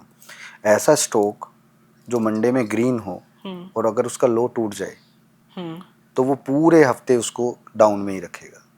वीकली टॉप लूजर में ही रहेगा वो। ओके। ऐसा स्टॉक जो गेनिंग में है, यानी ग्रीन है, वो सॉरी रेड है, लूजिंग में है मंडे को, और अचानक से ट्यूसडे वेडनेसडे में क्रॉस हो जाता है उसका हाई, तो वो सीधा का सीधा गेनर में, गेनिंग साइड में आपको पूरे हफ्ते में लेकर जाएगा। इसी का वाइस वर्सा में ऐसे टॉप गेनर और लूजर दिन में भी हैं। ओके। जिनमें कुछ सिमिलैरिटीज़ है। तो पहले इसमें क्या आता है, ये लोग अब बोलेंगे कि ये भी कैंडल स्टिक की बात कर रहे हैं। नहीं, कैंडल स्टिक की बात नहीं कर रहे। पहले 5 मिनट को स्टॉक अगर डाउन है और अगली 15 मिनट में अगर वो हाई बना रहा है, तो आप उसके अंदर बेझिझक चले जाओ, आज का टॉप गेनर स्टॉक हुई है, ठीक है। तो इस तरीके से ये सारा होता है। इसी का वाइस वर्सा अपोजिट साइड में, अगर पहला कैंडल ग्रीन है, 5 मिनट अगर ग्रीन कर रहा है, तो मैं इनको कैंडल में इसलिए बोल रहा हूँ because very easy to understand है, डिपिक्शन हाँ। इजी होती है। तो 5 मिनट अगर ग्रीन है और उसके 15 मिनट बाद वो लो ब्रेक करने चल रहा है, तो आप उसको छोड़ो, उसको माइनस साइड में करो, वो पूरा का पूरा आपको लूजिंग साइड में लेके जाएगा। फिर टॉप गेनर और टॉप लूजर में दूसरा पॉइंट हमने क्या देखा कि ऐसे स्टॉक जिनके अंदर न्यूज़ है, वही stock top gainer top loser में चलेंगे। बस आपने समझना है कौन सी न्यूज़ का इम्पैक्ट किस तरीके से आना है। तो हमारा जो कोर ट्रेडिंग बेस है ना, जो ग्राउंड रियलिटी जिसमें हम सबसे ज़्यादा स्ट्रॉन्ग है, वो है न्यूज़ बेस्ड ट्रेडिंग। मैं हर न्यूज़ को 1 मिनट में, 30 सेकंड में भाप के और 1 मिनट में ऑर्डर प्लेस कर दूंगा। इसका इफेक्ट ये है। तो जो रिजल्ट क्वार्टरली एनालाइजिंग वगैरह है, अच्छा रिजल्ट आने के बावजूद भी स्टॉक क्यों गिर जाता है, तो वेरी वेल अंडरस्टैंडिंग। 4 साल बैठ के पहले बाहर से देखा है रिजल्ट का मूव होता कैसे है, एक एक मूव को पकड़ा है। रिजल्ट अच्छा आने के बाद किसी ने तो कोई पोजीशन सेट की होगी जिसकी वजह से रिजल्ट माइनस साइड में आया। वो पोजीशन साइड सेट कैसे की, देखा, बारीकी से उस डेटा को समझा कि रिजल्ट आने से कितनी देर पहले वो पोजीशन सेट की जाती हैं।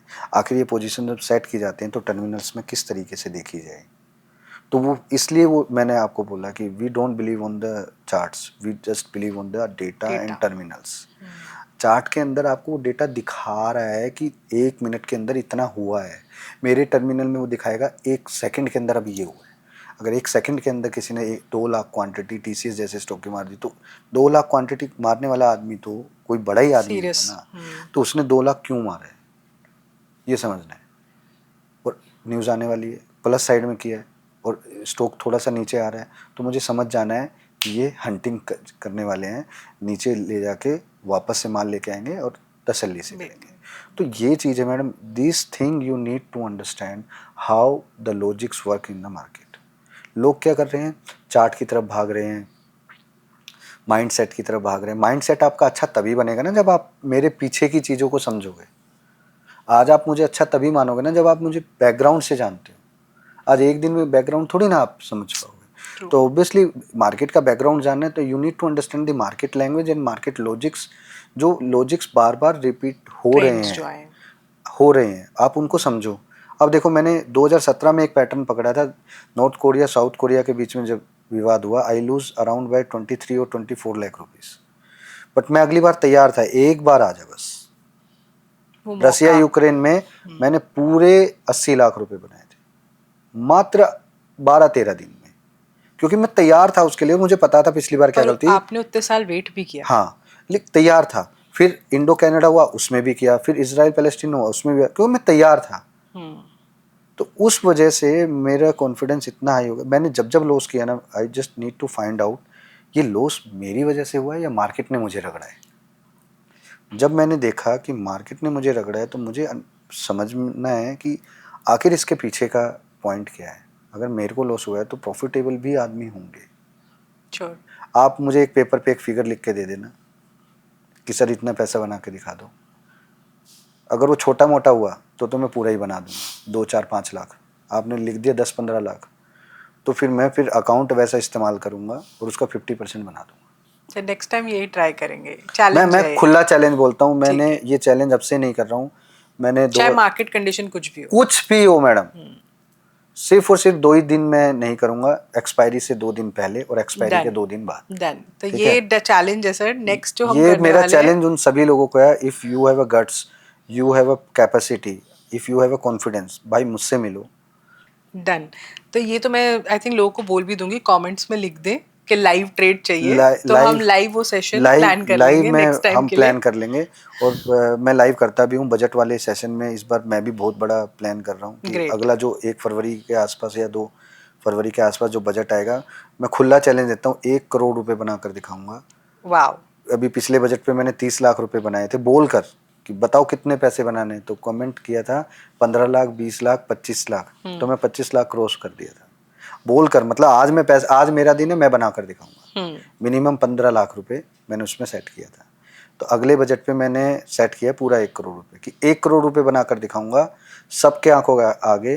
किसी को कुछ नहीं बताऊंगा कि कैसे किया, क्या किया, बस तुम मेरी पावर देखो। तो स्क्रीन देखते रहो। स्क्रीन देखो, कुछ नहीं, आओ मजे करो, खाना खाओ। 250 रुपये फीस रखूंगा, 10,000 लोगों का अरेंजमेंट करूंगा मैं वहाँ को। अभी तो फिलहाल तो मेरे को 4-5 हज़ार लोगों की जगह मिल रही है, लेकिन मैं 10,000 लोगों की जगह फाइंड करूंगा कि जहाँ 10,000 लोग पूरे इंडिया में। 2 जगह मेरे को मिली, एक अहमदाबाद में 8,500 लोगों की जगह है, तो या तो उसको बुक करूंगा, या फिर अगर 4,000 के आसपास होगा तो फिर मैं दूसरे तरीके से करूँगा। तो अभी आपको क्या लगता है कि लेट्स से ईयर एंड तक बैंक निफ्टी के क्या लेवल्स हो जाएंगे?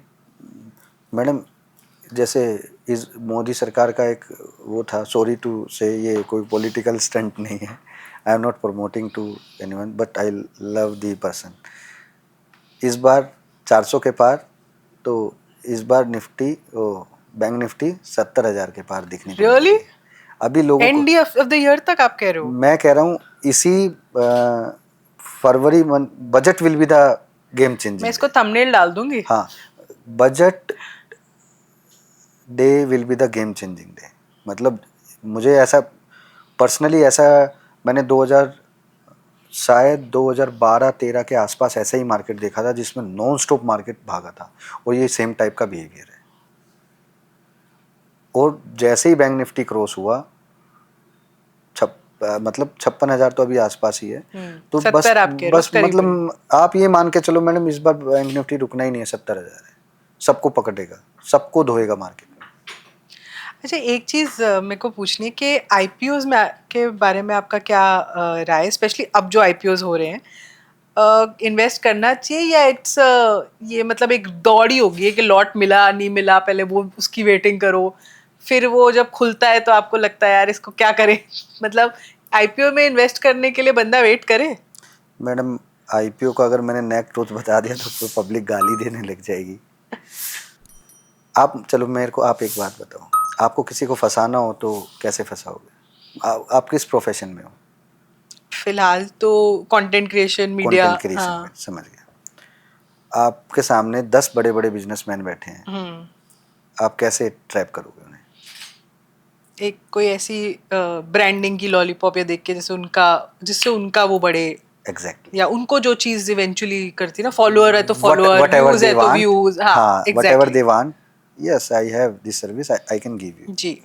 आईपीओ इज दी, ये अभी इसको अदरवाइज नहीं लेना, एक सिंपल भाषा में समझाता हूँ, अगर समझ में आ गए तो ठीक है, नहीं तो मैंने पब्लिक की सेवा करने के लिए, हालांकि सेवा करके मेवा तो मिलनी नहीं है, गालियाँ ही मिलनी है, बट मैंने एक एमएफटी प्रोग्राम बनाया हुआ है फ्री ऑफ कॉस्ट, जिसके 11 रुपये फीस है, जो भी आता है वो डोनेशन उसमें दे देते हैं, जितना आता है उसका डबल करके मैं दे देता हूँ। तो उसमें लगभग 12,000 आदमी उसमें ज्वाइन कर चुके हैं, ठीक है। My first ad plan already 7-8 episode में कर चुका हूँ, तो I also request to you कि उसमें आप भी मुझे सपोर्ट करना, क्योंकि मुझे तलाश है ऐसे लोगों की जो डेडिकेटली काम करें, और ठीक है। मुझे अच्छा से पता है कि इस बार इस बैच में से बंदे निकलेंगे।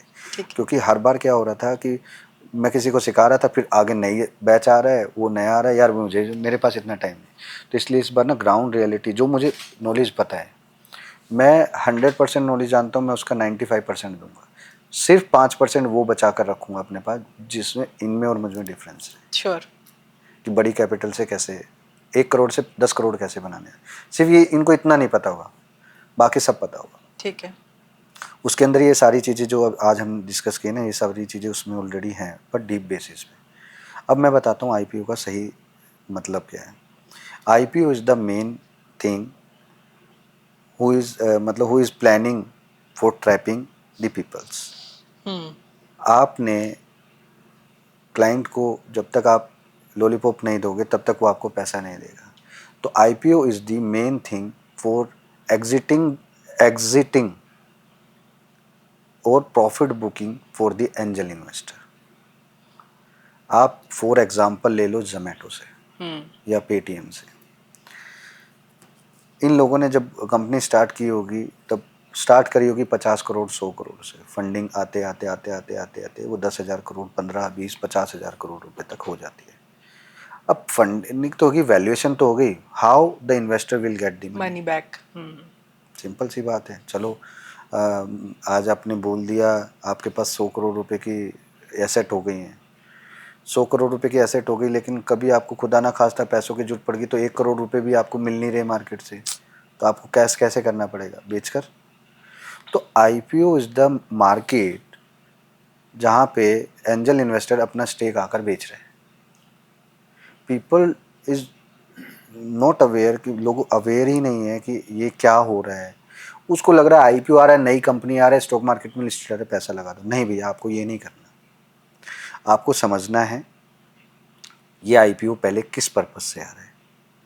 जो आईपीओ के जरिए आपसे पैसा लिया जा रहा है, क्या वो एंजल इन्वेस्टर का एग्जिट किया जा रहा है या उसी पैसे को बिजनेस में फ्लो किया जा रहा है? For example Zomato, for example Paytm और होनांजा जो ममा अर्थ वाला है। ममा अर्थ का आईपीओ क्यों खराब हो गया आपको पता है?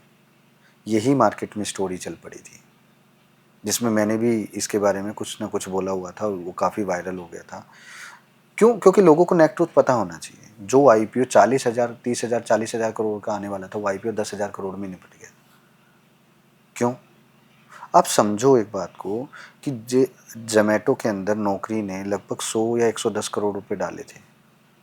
तो नौकरी इन्फो एज राइट। नौकरी क्यों बढ़ गया था? जस्ट बिकॉज ऑफ उसने जहाँ इन्वेस्टमेंट की थी उसकी वैल्यूएशन ज़्यादा हो गई, लेकिन असली में उसकी इन्वेस्टमेंट तो ज़्यादा तभी मानेंगे ना जब वो कैश हो जाए। तो इस तरीके से उनकी इन्वेस्टमेंट बढ़ तो गई। रिटेल इन्वेस्टर को कोई फायदा नहीं है, आप कहना चाहते हैं? नहीं है, लेकिन आई can give you one surety कि कौन सा आईपीओ आपके लिए बढ़िया है, उसको कैसे सेलेक्ट करना है, ये मैं आपको एक लॉजिक बता सकता हूँ। परफेक्ट, ठीक है, बताओ। पहला आईपीओ, जिस आईपीओ की मार्केट मीडिया में कोई पब्लिसिटी ना हो, जो अच्छा आईपीओ होगा उसकी आपको कोई पब्लिसिटी की जरूरत उसके नहीं नंबर्स होगी, ही बोल देंगे शायद। पहला। दूसरा, आईपीओ आने से पहले सडनली आपको उसका एडवर्टाइज दिखना स्टार्ट हो जाए, ये दिख जाए, अवॉइड करो। ऐसा आईपीओ जिसके बारे में आपने कभी सुना ही ना हो, उस आईपीओ में पैसा लगाओ जिसकी मार्केटिंग ही नहीं हो रही। ओके। स्विगी देखा आपने? नहीं हुआ ना उसका कहीं पे भी। जोमेटो का आपको हर जगह दिखता था। True. ठीक है, जोमेटो क्यों चला, मैं इसके भी बारे में भी बात करूंगा। तीसरा, आपने ये चेक करना है कि मैन्युफैक्चरिंग यूनिट वाला है, एआई बेस्ड है, क्या है। Okay. सर्विस इंडस्ट्री का है तो अवॉइड करना है, ये ध्यान रखना है। बाकी एआई बेस्ड है, मैन्युफैक्चरिंग है, कंपोनेंट्स का है, रॉ Metals है। मटेरियल्स का है, केमिकल्स का है, तो इनकी डिमांड है, इनमें आंख बंद करके पैसा लगा दो। ठीक है। चलो, सवाल ये उठता है हमें कैसे पता चलेगा कि कंपनी की सही वैल्यूएशन क्या है? मेन तो कंपनी की सही वैल्यूएशन में मैं बोलता हूँ, चलो मैं फैक्ट्स की बात करता हूँ। मैंने लगभग 5,000 कंपनी को स्टडी किया, मैंने 2 चीज़ उसमें से फाइंड कर ली। ऐसा कौन सा लॉजिक है जिससे ये पता चलेगा देखते ही ये ओवर वैल्यूड कंपनी है। वेरी डिफिकल्ट टू अंडरस्टैंड कि ये सारी चीज़ ये डेटाबेस समझें, लेकिन मैं इनको एक सिंपल सा लॉजिक बता देता हूँ। आपने 30 डेज लॉयल्टी टेस्ट करनी है। ओके। सिंपल, 30 डेज के अंदर उसको आईपीओ को जितना चलना है चलने दो, जितना चलना है चलने दो। उसके बाद 15 दिन बाद आकर आपने एक्शन लेना है। पहले वो लॉयल्टी पास होने दो आप, जितना चलना है चल गया 30 डेज के अंदर। नेक्स्ट 15 डेज के अंदर अगर वो उसको क्रॉस कर रहा है फर्स्ट मंथ के हाई को, तो आपने बेझिझक होकर पैसा लगा दो और उस आईपीओ, वही आईपीओ आपका लॉन्ग रन के लिए। Long term. अब जितने भी लॉन्ग आईपीओ चले हैं ना, मैंने उनके अंदर ये सारी मास्टर ट्रिक मैंने उसमें करके देखी है। तो ये ना भूल, मतलब ये फियर ना रखे यार मुझे उस टाइम नहीं मिला वो, जब आईपीओ लगा, हाँ, या लॉट वो नहीं मिला। नहीं हुआ कोई बात नहीं, लॉयल्टी टेस्ट करो, 15 दिन अपने आप पेशेंस रखो, देखो वो क्या कर रहा है। अब देखो, टाटा बहुत बड़ा ग्रुप है, टाटा टेक का आईपीओ क्यों नहीं चला? ओवर वैल्यूड, और वो नीचे आता जा रहा है। तो this thing you need to understand कि कैसे आपको उसको समझना है। अच्छा, लास्ट क्वेश्चन मैं आपसे पूछती हूँ कि सडनली ना यंगस्टर्स में भी और वैसे भी बज भी, जैसे हम तो सोशल मीडिया और यूट्यूब पे बहुत देखते हैं, क्रिप्टो बहुत बज में आ गया है। ये इसका रीजन क्या है? क्योंकि हमारे यहाँ तो अभी भी obviously it's not a legal entity तो है ही नहीं, फिर भी क्यों ऐसे क्रिप्टो की क्रेज आ रही है, एक वेव आ रही है अगर मैं कहूँ तो? आपके माध्यम से एक लोगों को एक मैसेज पहुंचाना चाहता हूँ। गया वो दौर जिसमें लोग क्रिप्टो की तरफ पैसा बनाकर निकल गए। Now they are selling the course and making the money. आज की डेट में मुझे ऐसा क्रिप्टो का ट्रेडर निकाल कर दिख रहा हो, ऐसा जो आज 2024 से लेके 25 तक के बीच में पैसा बना रहा हूँ। अगर वो बना रहा है तो भाई मेरे से कांटेक्ट कर लो, सीधी सी बात है। I am planning to making funds in Dubai. ठीक है, तो दुबई जाने का भी एक रीज़न है, जस्ट बिकॉज ऑफ टैक्सिंग और ये सारी चीज़ें वहाँ ओपन है, तो आराम से हम लोग कर सकते हैं, कोई रेगुलेशन नहीं है उसमें। True. तो इस वजह से है। और अगर आपके पास कोई सक्सेसफुल सिस्टम है तो मेरे पास दुबई में बहुत लोग हैं कांटेक्ट में, दे आर पर क्रिप्टो में पैसा लगा सकते हैं, लगाना चाहिए मैडम अकॉर्डिंग टू, देखो मैं हूँ या कितना पोर्टफोलियो का साइज होना चाहिए? इंडियन मार्केट में मैं काम करता हूँ, तो मैं आपको एक चीज़ बताता हूँ, मैं हूँ ट्रेडर, मैं नहीं करता इंडियन मार्केट के अलावा किसी में इन्वेस्ट। जो लोग क्रिप्टो का बोल के आपको भ्रमित कर रहे हैं ना, उन्होंने कोविड के टाइम में क्रिप्टो में पैसा लगा दिया। मैंने तो एक ऐसे बंदे से मिला हूँ, 1400 रुपये लगाए, वो करोड़ रुपए हो गए। पता नहीं कौन सी वो थी, फेक भी हो रहे थे। जब पैसा निकालने, किसी का पैसा निकला, किसी का नहीं निकला। वो है ना, जिसने देखा भगवान तो बोला भगवान है, जिसने नहीं देखा तो नहीं है, जिसने फील किया वो तो वही बोलेगा ना है। तो आज की डेट में वो समय चला गया कि क्रिप्टो में आपने 10,000 रुपये लगाए और 10 लाख हो गए, वो तो गया, वो तो गया। सोच लो, क्रिप्टो में पैसा आज की डेट में वही बना रहा है जिसके पास फुल टाइम ट्रेडिंग करने के लिए टाइम है। जो बिटकॉइन और इन सब में फ्लक्चुएशन में काम कर रहा है, और कुछ नहीं। मैं बिटकॉइन को 2013-14 से करने स्टार्ट किए थे हमने, ठीक है, लेकिन लकीली उस टाइम पे प्लेटफॉर्म्स इतने स्ट्रॉन्ग नहीं होते थे, बहुत पैसा अटक गया। $1500 का अकाउंट मैंने $15,000 पहुंचा दिया था, फंड ही नहीं निकल पा रहे थे। तो जैसे आप कह रहे हो आज बबल फुल है मैडम, लेकिन अच्छा। आज की डेट में इंडिया में 2 कंपनी रजिस्टर्ड हैं, जिसमें एक डेल्टा है और एक और है, दूसरी का नाम नहीं बोलूँगा मैं, लफड़ा हो जाएगा नहीं तो। बहुत अच्छा काम कर रही है वो, ठीक है। और I am also doing some planning with the platform also, that platform की हाँ भाई हम लोग भी आगे जुड़ेंगे। तो करना है तो रजिस्टर्ड के साथ हाँ, करें। रजिस्टर्ड के साथ करो, आप ब्रोकरेज मत देखो। You need to understand the authorised person, कि ऑथराइज्ड पर्सन है और इजी वे में आप काम कर रहे हो। तो आप ही के माध्यम से बताना चाहूँगा, क्रिप्टो में मेरा पर्सनल सजेशन है, if you are a rich then crypto में काम करो, if you are belongs to medium family avoid crypto. और फिर भी आपके चुल है 2-4-5 लाख रुपए लगा लो, इससे ज़्यादा मतलब बहुत छोटा। आपने अपना शौक पूरा करना है, कर लो। got it। 0 हो जाए तो बोल देना पंकज भाई की बात सही निकली, और आपका अगर 50 हो जाए तो बढ़िया बात है, और फिर तो मुझे गाली आपको दे कनेक्ट देना, कर लेंगे। गाली दे देना, और क्या होगा। चलो, ऑन दैट नोट एक क्विक रैपिड फायर करते हैं आपके साथ। इसमें आप ना चूज वन करिए इन टर्म्स ऑफ आपको क्या पसंद है या आपकी क्या ओपिनियन है। तो अब आप चार्ट तो फॉलो नहीं करते, बट टेक्निकल या फंडामेंटल आपको क्या लगता है क्या ज्यादा स्ट्रांग है? Fundamental. Fundamental. Bull market, bear market आपकी फेवरेट? Bear market. पेशेंस या रिस्क टेकिंग एटीट्यूड कैसा है आपका? Risk taking. ये आपका पर्सनल है, पर मार्केट के लिए क्या चलना चाहिए? रिस्क टेकिंग होना चाहिए। पेशेंस नहीं। रिस्क नहीं लेगा तो पेशेंस बनेगा कैसे। अच्छा, एक बड़ी विन करके रुक जाओ या छोटी कंसिस्टेंट स्मॉल विन्स होती रहे, स्मॉल प्रॉफिट छोटी होते छोटी रहे? करके बड़ी में पहुंच जाओ। हार्ड स्टॉप लॉस या मेंटल स्टॉप लॉस, दोनों कौन सा लगाना? मेंटल। स्क्रीन टाइम यानी स्क्रीन को देखते रहो या स्ट्रैटेजी ज्यादा इंपॉर्टेंट? Strategy time. दोनों में से कुछ नहीं देखना, ट्रेड अच्छा। लो, चिट चैट करो। अच्छा, कैश क्रिप्टो आपके लिए क्या किंग है? Cash. Nifty bank Nifty? Bank Nifty. Options future? Future. Weekly expiry monthly expiry? No comments, कुछ नहीं करता मैं। अच्छा, फियर ऑफ लॉस या ग्रीड फॉर गेन इंपॉर्टेंट क्या है? Fear of loss. उससे ज्यादा स्ट्रांग बनता है। हाँ। प्राइस एक्शन या इंडिकेटर्स? दोनों में से कुछ नहीं। दोनों से कुछ भी नहीं? अच्छा। I just believe on the behaviours. लोग उस प्राइस एक्शन को अलग अलग तरीके से ले सकते हैं। अलग अलग तरीके से डिफाइन करते हैं, क्योंकि उनको वो दिखता है, लेकिन बिहेवियर तो दिख ही नहीं रहा ना। बिहेवियर तो आपको समझना पड़ रहा है। प्राइस एक्शन दिख रहा है, बिहेवियर आपको समझना है। Intraday swing trading? Intraday. Intraday. Pre market planning important या live market updation? Pre market. अच्छा, प्री मार्केट। लाइव में बस लगा के फिर छोड़ दो फिर? प्री मार्केट में डिसाइड कर लेते हैं आज कौन सा टॉप गेनर में टॉप लूजर में ट्रेड चढ़ाना है, सीधा लाइव मार्केट हुआ पंच कर दिया। On that note Pankaj sir, thank you so much. बड़ा इंटरेस्टिंग था ये सेशन। मैं कहूँगी बहुत ही डिफरेंट था। जितने मैंने ट्रेडर्स के साथ बातें की हैं या काम किए, ऐसे कोई बात नहीं करता जैसे आप करते हो। मैम, वो मेरा लोकल टोन और वो जो कनेक्टिविटी है ना पब्लिक के साथ, वो वेरी सिंप्लिसिटी है, तो वो ग्रैब कर लेते हैं। ये मुझे लगता है आप बहुत प्रैक्टिकलिटी में भी चलते हो। ये हवाबाजी थोड़ी कम है इसमें मैडम, कि ये मैं आपको बताया ना, मैं कैब से ही आया हूँ। नहीं, वो ठीक है, हवाबाजी तो मैं बताऊं तो मैं यहाँ नोएडा ही हूँ, मैं अभी फ़ोन घुमाऊँ और यही सारा सिस्टम सेट कर सकता हूँ। बिल्कुल। बट मेरा जो और है ना भाई, तुम मेरी चमक दमक देख के मेरे पास मत आओ। लेट्स सी योर रियलिटी, कि आप मेरे जैसे हो, मैं आपके जैसा हूँ, सिंपल सी बात है। तो लोगों को चमक धमक देखा के मैं भ्रमित नहीं करना चाहता। आई थिंक जो दो की टेकअवेज हमारी कॉन्वर्सेशन से, देखो जो आपने काफ़ी टिप्स दी, वो तो जो समझ जाए उसको यूज़ कर ले तो खुद ही देख ले कि वो काम करती है कि नहीं।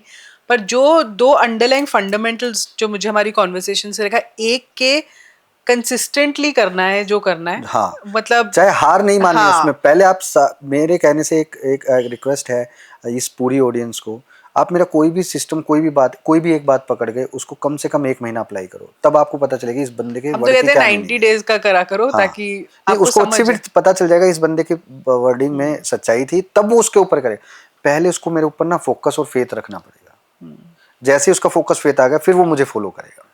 और दूसरी चीज जो मुझे लगी कि आपने जो कुछ टिप्स बताए, टिक्स बताई, कुछ स्ट्रेटजीज बताई, उसका लॉजिक समझना बहुत जरूरी है। हाँ, राइट। तो लॉजिक समझोगे तो आगे चल तो के आगे आपको चल के लॉजिक लग पाएगा। तो मैं तो ऑडियंस को यही कहूंगी कि देखो, अगर आप मार्केट में हो, आप ट्रेडिंग करते हो, तो थोड़ा संयम, थोड़ी इंटेलिजेंस, थोड़ा लॉजिक, सारी चीजों को बस मिला के करो और भ्रमित होना थोड़ा छोड़ दो। सबसे बड़ी बात है। आई थिंक बहुत लोग जो पैसा गवाते हैं ना, वो भ्रमित होकर ही गवा रहे हैं। तो जिन्होंने सक्सेस हासिल की है, जो प्रॉफिटेबल है, अगर वो कुछ चीजें समझा रहे हैं तो उसके पीछे डेफिनेटली कोई लॉजिक होगा। और ये तो मैं आपको बता ही चुकी हूँ कि मैं बहुत मतलब इंटरेस्टेड और अब तो बहुत उत्सुक हूँ देखने के लिए वो लाइव ट्रेडिंग चैलेंज जो हम सर के साथ करेंगे व्हेनेवर ही इज रेडी, और वो जब भी अवेलेबल हो, कि हम एक, आप बता, मतलब आप भी लिख दीजिए नीचे कि आप क्या फिगर सोचते हैं कि एक दिन में हम उनको कितना बोल सकते हैं कि आप इतना बनाओ, एंड थोड़ा लॉजिकल फिगर दीजिएगा प्लीज। हाँ, ऐसा नहीं कि कोई आप 5 करोड़ लिख दो। हाँ। और एक और बात बताना चाहूँगा, देखो आपको अगर ये पॉडकास्ट में या इस पूरी कन्वर्सेशन में कुछ रियली ऐसा लगा कि आप लोगों ने कुछ सीखा, तो ये मेरा वादा है मैडम, मैं अगली बार, वैसे तो अभी आपको अच्छे से पता है मैं प्लान करके नहीं आया हूँ, ठीक है। आप लगभग हमारी बात हुए 1 महीना हो गया जी। आज रैंडमली आपने 2 दिन पहले किया तो मैं बोला चलो आ ही जाता हूँ। तो अगर ये आपकी ऑडियंस मुझे सही तरीके से समझती है तो वो मुझे तब पता चलेगा जब इस पूरे पॉडकास्ट में 10,000 लाइक, 10,000 लाइक्स मेरे लिए भी रिकॉर्ड हो जाएगा शायद वो। 10,000 लाइक और 5,000 कमेंट आए तो मैं अगली बार आऊँगा, आपसे कनेक्शन में रहूँगा, पॉडकास्ट भी करेंगे, ठीक है, लेकिन रिलीज तो उसी दिन करूँगा, करना ही पड़ेगा, रिलीज उसी दिन करवाऊंगा आपसे जिस दिन ये दोनों टास्क में तो से ये तो आपको करना ही पड़ेगा। 10,000 लाइक्स, 5,000, एटलीस्ट हम एक मैट्रिक तो कम से कम हासिल करें, ताकि उनको दोबारा बुला के वो लाइव ट्रेडिंग चैलेंज हम कर सकें। एंड लेट्स सी कि जो ये स्ट्रैटेजी यूज करते हैं, वो कहते हैं ना, जितनी डंके से कह रहे हैं क्या उतनी डंके से वो एग्जीक्यूट हो पाती है कि नहीं।